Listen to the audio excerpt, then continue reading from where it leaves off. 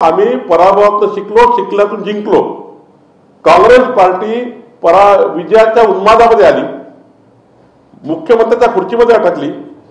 त्यांनी कधीही निवडणुकीचं मॅनेजमेंट केलं नाही। हवेवर तिकीट वाटल्या, हवेवर युती केली, 90 घेऊन युती केली, 90 घेऊन युती केली। आता 90 घेऊन कधी युती जिंकते का?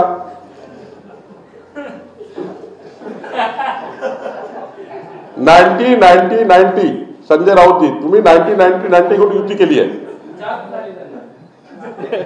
ते मला माहित नाही। आम्ही अशी युती नाही केली, आम्ही होशामध्ये युती केली। नाना पटोले साहेबांनी 90 घेतल्या, तिकडे जयंत पाटील साहेबांनी 90 घेतली, तिकडे संजय राऊतच्या टीमनी 90 घेतली। आता 90 मध्ये युती त्यांची बरोबर झाली नाही। आमची युती एकनाथ शिंदेची, आमची सर्वांची युती होशात केली आम्ही, आणि त्यामुळे आमची युती टिकली। आमच्या युतीला प्रचंड मत मिळाले।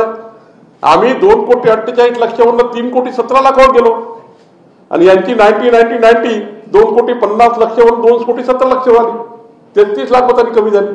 त्याला आमचा का दोष आहे? ज्याविषयी आमच्या देवेंद्रजीला वाटलं की धनंजय मुंडे ही चूक आहे, ते बाजूला करतील।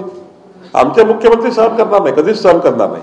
देवेंद्र फडणवीसांनी ठरवलं आहे, राज्य हे गतिशील असलं पाहिजे, राज्य पारदर्शी असलं पाहिजे, त्यांचा संकल्प आहे, आणि त्या संकल्पाला धरून आम्ही काम करतोय।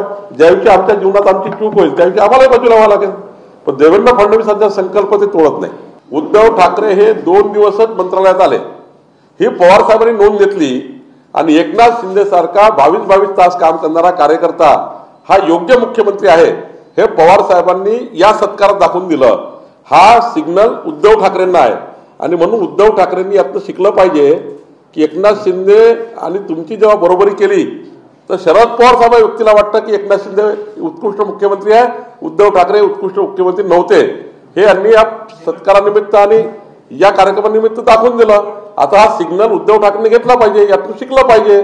संजय राऊत शिकले म्हणून बोलले।